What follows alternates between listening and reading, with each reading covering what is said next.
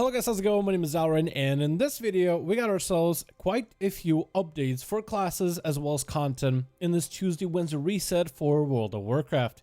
We got a lot of new things available, primarily tuning. Lots of tuning for a variety of content, PvE, but primarily this video will focus on some PvP stuff. For PvE, we got some dungeon and raid nerfs, and we'll be talking about how these buffs and nerfs to the content is going to impact your experience, whether you're trying to push your weekly Mythic Plus keys or trying to get your weekly raids done. And for PvP, we got some nerfs to a few popular specs and quite a lot of buffs to underperforming specs, or quote-unquote underperforming. Technically all specs in the game doing pretty well, but some are definitely more meta than others. So it looks like Blizzard is trying to help out anything that is a little bit off meta with a couple different buffs for specs that you probably don't really see a lot inside of arenas. Anyway, let's get into today's video. First, we got updates to Castle Nathria. Variety of different bosses inside of Castle Nathria have gotten a bit of tuning. Majority of this PvE tuning, however, is to the scaling of the content.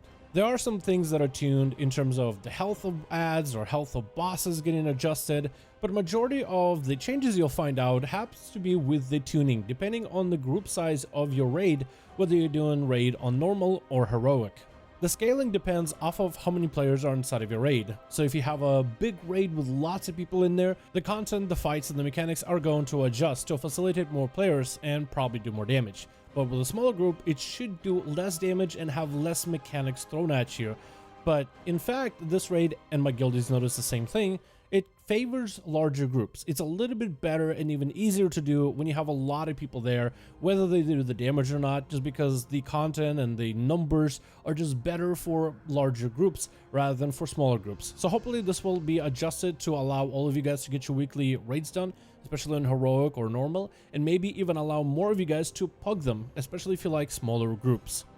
Then we got some dungeon changes with the other side, Hakar getting nerfed, where they add Son of Hakar do less damage and Blood Nova damage is also reduced, just in time for the Tyrannical week. Also, for the other side, Mythic Keystone timer is increased by 2 extra minutes, so it should be easier to time it. Also, Dealer Zyxa's Arcane Lightning damage is also reduced, again, perfect for the Tyrannical week.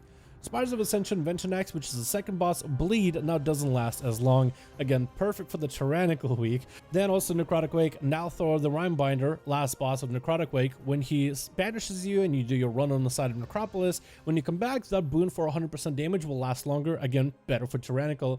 And Theater of Pain, Zav the Unfallen, health has been reduced so he dies slightly faster. Zav is the guy that does the PvP event inside of Theater of Pain. Overall, we're seeing bosses getting nerfed, and hopefully this will make Tyrannical week, also with the fact that Tyrannical itself got nerfed for this update, also a little bit better. So give it a try this Tuesday Wednesday reset, and let me know how Tyrannical feels after all these changes. Now we can move on to some of the PvP updates. It looks like Unholy Death Knights are getting a nice buff. Necrotic Strike is now going to absorb 6% of target's maximum health instead of 4%.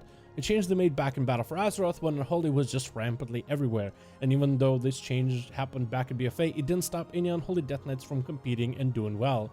Virulent Plague and Virulent Eruption apparently were reduced by 10% when engaged in combat with PvP, so that is also getting removed as a restriction going forward.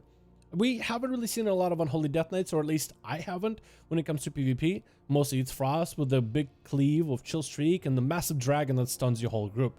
But Unholy feels like it's been kind of missing out, even though it's generally pretty strong. It does really well in PvE. It's just I feel like it's been kind of outclassed by Frost in PvP. Frost brings the crazy AoE control, especially in cleave situations. Grip an enemy in, triple blind into triple stun. It is awesome at controlling the whole enemy team.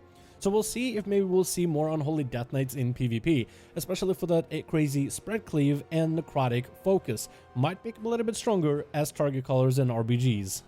Next, we have a change for Hunters, where Marksman Careful Aim is now going to do a little bit more damage to enemies after Blizzard heavily nerfed the double tap aim shot wombo combo with Kyrian. It looks like they are kind of giving more breathing room back for Marksmanship Hunters with this ability.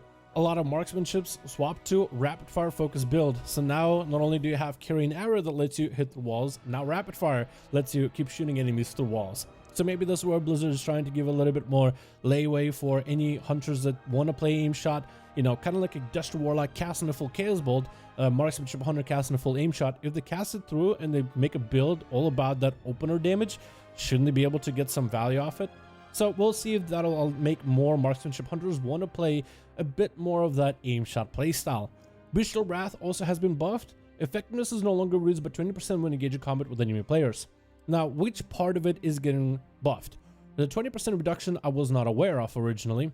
I don't know if they're talking about the 20% Bestial Wrath like buffing you and your pet, so basically made it like a 5% buff in PvP or something like that, or they're talking about the actual like instant ability damage of Bestial Wrath, because when you press Bestial Wrath, your pet actually does this like jump attack at the enemy, sorta. It's kind of like a weaker version of Kill Command.